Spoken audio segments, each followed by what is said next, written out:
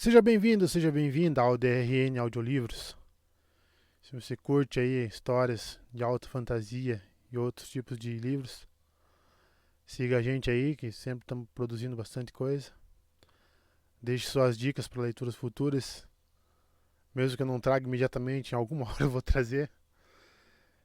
Se tem alguma dica de melhoria também, deixe nos comentários que a gente sempre tenta te seguir. E que 2023 seja um ano melhor para todos nós. Não esqueça de curtir e deixar o like para dar uma força pra gente no canal também aí. E vamos mergulhar nas nossas aventuras. Capítulo 12. Nico se viu no acampamento meio sangue. Ele estava diante da porta da casa grande, a mão levantada, as bochechas doendo do frio. Quando bateu a porta, percebeu qual momento estava revivendo. Sabia o que o aguardava do outro lado. Outra lembrança que ele preferia não revisitar. Mas, como em todos seus pesadelos, ele não tinha escolha. Nico entrou. Seu olhar pulou ansiosamente de Kiron para Annabeth, de Silena Beauregard para Charles Beckendorf, dos irmãos Stoll para Percy Jackson. Todos estavam reunidos na sala, olhando com pesar para o tapete ou para o fogo estalando na lareira. Nico não queria perguntar o que havia de errado. Já sabia a resposta. Ainda assim, as palavras saíram de sua boca. Ei, onde... onde está minha irmã? O ar pareceu sumir da sala, como tinha acontecido no dia real. O sangue se esvaiu do rosto de Percy. Ele se levantou com cautela, como se Nico fosse um gato selvagem de que ele estava tentando se aproximar. Ei, Nico, precisamos conversar. A lembrança era tão intensa, tão sofrida, mas Nico conseguiu recuperar o controle e se arrancar das garras da lógica do sonho. Não, gritou ele. Eu não vou reviver esse pesadelo. Kiron virou a cadeira de rodas para ele. Você precisa, jovem semideus, disse ele, mas a voz estava errada. Agora era a de Epíalos. Não tem como escapar disso. Nico fez uma expressão de desprezo. Ele atravessou a sala, empurrou Percy Jackson para o lado e parou na frente de Kiron. Você estava por trás de todos os sonhos horríveis que estou tendo há meses, então? Por que você fica me mandando ouvir? O que isso tem a ver com Bob? O rosto de Kiron se contorceu de confusão, e Epíalos falou por ele de novo. Por meses? Mas... Você não pode me manipular. Nico desembainhou a espada. Isso não é real, e você não pode me prender aqui para sempre. Kiron, Epíalos coçou o queixo, sem qualquer sinal de abalo diante da lâmina de ferrestígio na cara. Espera. A gente pode voltar à sua alegação de que estou enviando sonhos para você há meses? Eu queria estar. Seria tão divertido. Mas não. A mamãe só pediu que eu interceptasse você e o Will Solace quando passassem pela porta de Orfeu. Além do mais, quem é Bob? A mão de Nico, que segurava a espada, vacilou. Ao redor dele, as imagens dos colegas semideuses piscaram como lâmpadas com defeito.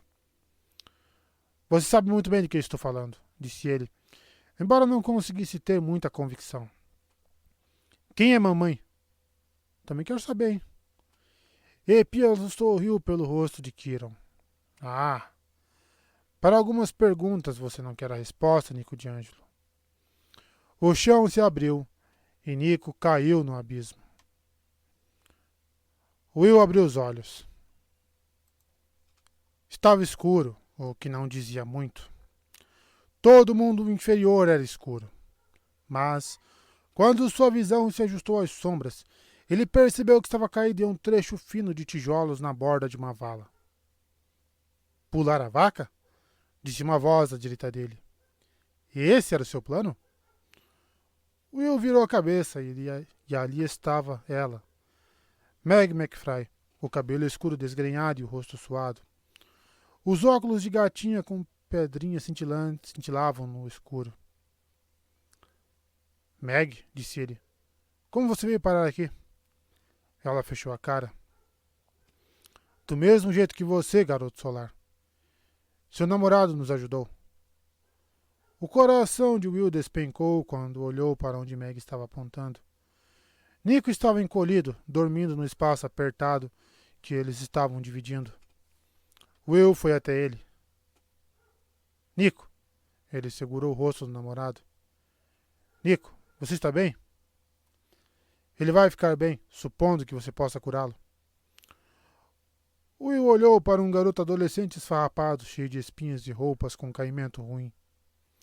Lester Papadoulos, também conhecido como ex-deus, antes conhecido como Apolo. Também conhecido como Papai. Mas como ele tinha voltado? A divindade de Apolo tinha sido devolvida no final do verão, e Will esperava que levaria anos para que voltasse a ver o pai. Isso se um dia aquilo viesse a acontecer.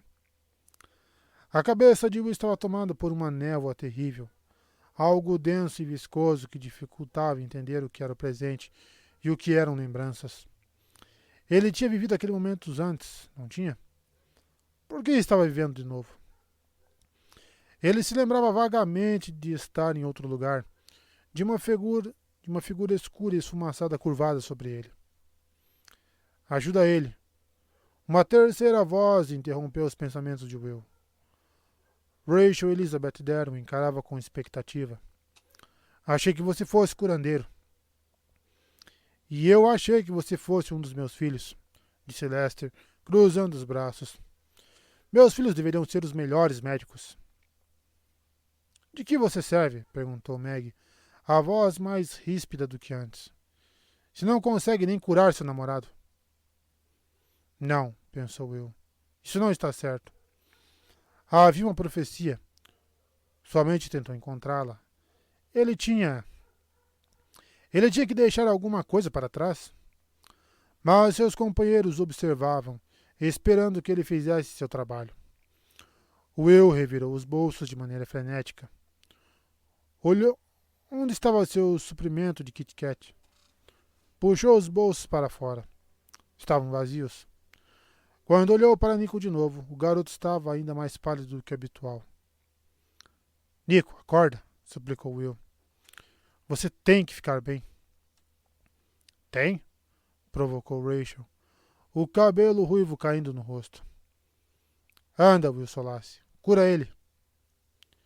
Cura ele, ordenou Lester, e era a ordem de Deus, não a de um garoto de 17 anos. A melodia escapou dos lábios de Will. Ele cantou em grego, acariciando a testa de Nico, esperando de coração que a cor voltasse ao rosto do namorado. Você deveria ser bom nisso, resmungou Meg.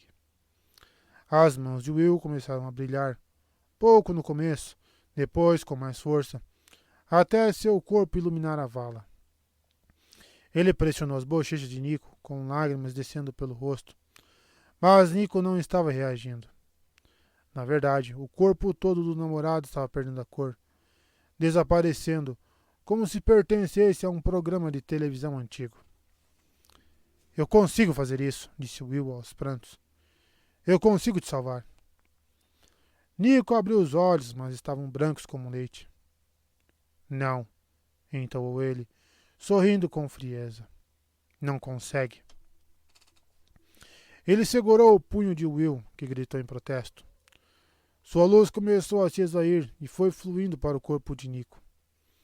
Quando a cor de Nico voltou e ele se sentou e empurrou Will no chão, enquanto os outros olhavam com aprovação. Até que enfim você serve para alguma coisa, disse Lester. Você é uma excelente bateria sobressalente. Will não estava conseguindo respirar. A vida se esvaindo, suas cores sumindo até os dedos estarem da cor de cinzas. Ele tentou gritar, suplicar, mas não emitiu som algum. Nico o soltou e Will caiu na escuridão. Enquanto Nico caía, ele sentiu alguma coisa o esperando abaixo, no escuro, da mesma forma que conseguia sentir os mortos embaixo da terra. Agora, em vez de esperar cair em mais um sonho, ele esticou os braços segurando a presença com ambas as mãos e foi recompensado com um grito sobressaltado e estridente. O mundo de sonhos se partiu.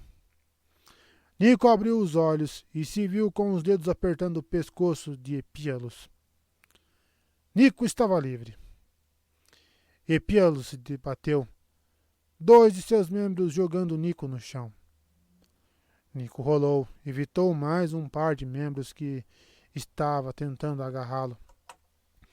Sua mãe encontrou a bainha da espada e ele puxou e apontou a lâmina brilhante para Epíalos. Ele rugiu. Por que você está complicando tudo? Quem não quer dormir o tempo todo? Seu erro foi achar que você podia me segurar na minha própria casa, disse Nico, com uma expressão de desdém, e enfiou a espada na terra. Ao redor dele, os mortos se levantaram, carnes e roupas podres agarradas aos esqueletos, uma luz fraca brilhando nos buracos dos olhos dos crânios rachados, espadas enferrujadas agarradas em dedos ossudos. Mas havia mais que apenas humanos ali. Tratava-se do mundo inferior, afinal. Um bando de lobos esqueléticos rosnou para Epíalos. Uma criatura estilo dragão do tamanho de um carro agitou a cauda vertebral e abriu e fechou a mandíbula comprida.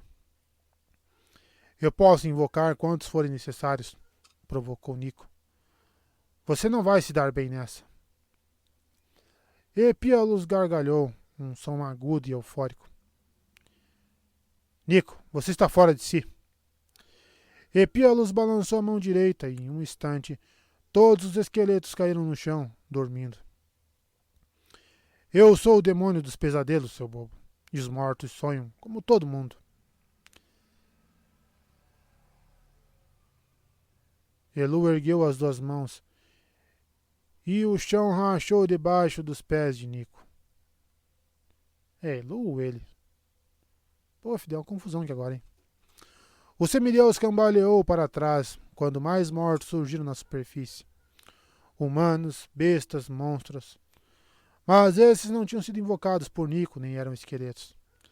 Aqueles seres surgiam e sumiam, vagando pelo chão como se ao mesmo tempo estivessem e não estivessem lá. Como você pode achar que conseguiria me assustar ou me fazer mal? Continuou Epíalos. Eu trago a escuridão para as mentes dos outros. Posso invocar qualquer coisa, morta, viva, real, imaginária, para atormentar você. Houve um rugido terrível atrás de Nico, e quando se virou, ele viu uma criatura impossível. Um mantícore com o corpo de leão, cauda de escorpião e rosto de homem. Mas não era um mantícore qualquer. Aquele tinha o cabelo grisalho curto, os olhos diferentes, um azul e outro castanho, e o rosto de falcão do Dr. Thorne, o antigo vice-diretor de Nico em West Hoover Hall. De repente, o semideus se sentiu um garotinho indefeso de novo. Recuou sem conseguir dominar o medo. Epíalos riu, a boca cheia de dentes pretos. Você não pode me derrotar, Nico de Ângelo. Eu sou a escuridão. A sua, a de Will, a de todo mundo. Todos os membros subiram no ar e se deslocaram num golpe veloz na direção de Nico e da espada erguida. Will rolou de barriga para baixo, as mãos livres agora, e o fedor do mundo inferior atacou seu nariz. Ele quase vomitou, mas ali, à frente dele, o garoto viu Epíalos e várias criaturas terríveis. Viu o mantícore e soube direitinho quem era com base nas histórias que Nico tinha lhe contado. Ele ouviu o aviso de Epíalos. Você não pode me derrotar, Nico de Ângelo. Eu sou a escuridão. A sua, a de Will, a de todo mundo.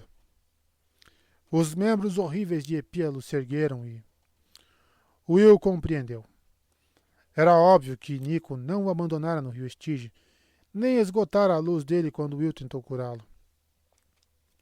Eram só pesadelos. Epia-los brincando com seus piores medos, assim como estavam fazendo agora com Nico. E o Will não ia ficar deitado ali, deixando que machucassem seu namorado. Ele se levantou na mesma hora e gritou, desafiador. E ao fazer isso, sua pele brilhou com mais intensidade do que nunca. Luz rompeu do seu peito, cortando os membros escuros que se deslocavam na direção de Nico. Ele ficou olhando em choque quando caíram no chão e quicaram. Epíalos pareceu também estar em choque. Quando o Mantícore sumiu, de repente, o demônio dos pesadelos olhou para seus membros cortados, que se debatiam como enguias compridas e finas fora da água. Ai, disse ele, olhando para Will, os olhos arregalados. Você acabou de...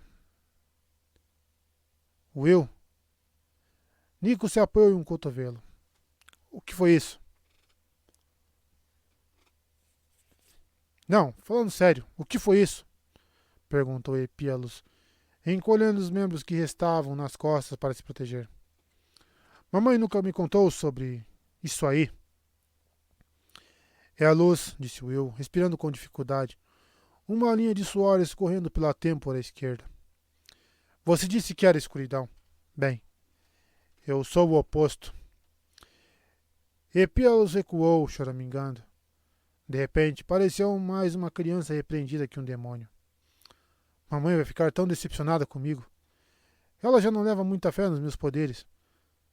Agora você vai me derrotar, não vai? Eu meio que tenho que fazer isso, respondeu Will. Nós temos uma missão para completar, sabe? O demônio bateu o pé. Vocês, semideuses, sempre têm que estragar as coisas. Ninguém aprecia o que eu ofereço para o mundo. Se vale de alguma coisa, ofereceu Nico, se levantando com dificuldade. Os seus pesadelos foram muito bons. De verdade, concordou Will. Eu acreditei que eram reais até uns 2 minutos atrás. Ao ouvir isso, Epíalo se impertigou e mexeu os membros. Os que o Will tinha cortado já estavam começando a crescer. Sério? Vocês acham? Nico assentiu. Com certeza. Material de alto nível. Ah, caramba, disse Epíalos. Ninguém nunca me disse isso. E tem certeza de que não era você quem estava mandando pesadelos para mim antes de entrarmos no mundo inferior? Muita certeza, respondeu Epíalos. Eu assumiria no piscar de olhos se tivesse sido eu. Will franziu a testa para o namorado, curioso pela conversa que tinha perdido. Mas uma pergunta diferente surgiu na superfície dos seus pensamentos. Quem é sua mãe? Perguntou ele ao demônio. Epíalos só sorriu. Vocês vão descobrir daqui a pouco. Vai logo. Me explode com sua luz. Acaba logo com isso. O Will hesitou. Parecia errado explodir alguém a pedidos. Mas Epíalos era um demônio. Ele se regeneraria no... Se regeneraria... Nossa. Ele se Nossa. Regeneraria. Ele se regeneraria. Que travada feia agora, hein? Ah.